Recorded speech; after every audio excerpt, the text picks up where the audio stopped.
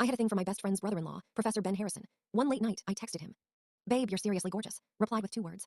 Keep it professional. A month of chasing, the unattainable hunk still wouldn't budge. Then, in the second month, my best friend called me, sobbing. She said she wanted a divorce. I puffed up my chest and declared, I'll be right there with you. And then I texted Ben. Old man, you're probably useless anyway. Peace out, never want to see you again. That night, Ben cornered me in my room. I ended up tearfully apologizing. I messed up, he chuckled darkly. Too late for that.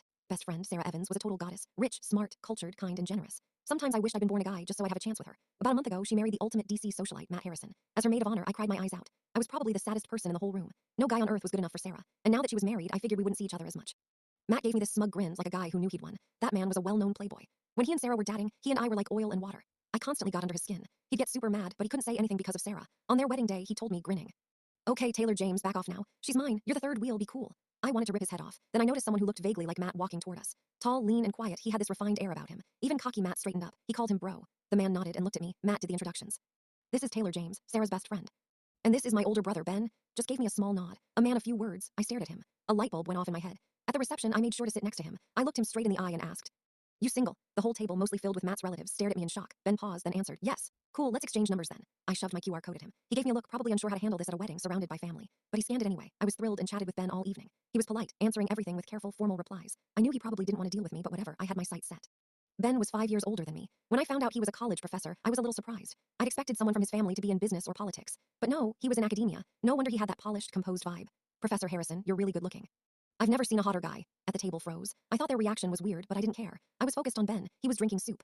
After hearing my comment, he looked directly at me and said, That's quite the compliment. Unattainable guys are hard work. To win Ben over, and maybe become part of the Harrison family, I asked one of my flirtiest friends for advice. She was a total player. She gave me 4 words. Be direct, be bold. You play coy with a guy like that, you're doomed, she said. Quiet ones like outspoken ones. I took her advice and did a little online research. I saw a post about calling a guy babe, and suddenly everything made sense. I was ready. I opened my chat with Ben and texted. Good night, babe, Ben. Wrong number. Nope, you're my only babe, Ben. Miss James, I haven't dated you and we're not married, so please refrain from that. I grinned like an idiot. His formality was hilarious. Was this what dating an older guy felt like? I was loving it, me. Then date me and marry me. Long silence, Ben. Miss James, please be respectful. I laughed out loud. This was too much fun. Babe, I'm gonna be a guest in your class tomorrow. Didn't respond. But from that day forward, I started attending his lectures. There he was in a suit and tie, gold-rimmed glasses, so hot, so restrained. Every move, every word was captivating. During one lecture, Ben posed a question to the class. While everyone was thinking, I secretly texted. Babe, so gorgeous. Babe, your voice is amazing. Babe, let's grab some food after class. His phone buzzed. Ben glanced at the screen, then looked up at me from across the room. I mouthed the word babe. His eyes flickered behind his glasses. He picked up the mic, then he said my name. Miss James, why don't you answer the question? It was the first time I'd heard him say it. My heart skipped a beat. I was so flustered. I had no idea what the question was. I was just a guest and a totally distracted one. Ben was trying to shut me down. He wanted me to give up. No way. Everyone turned to look at me. I stood up, looked him in the eye, and said loud and clear. Babe, I have no idea. Whole room erupted. Gasps and whispers everywhere. Ben's expression didn't change, but I saw his Adam's apple move. He said calmly. Sit down.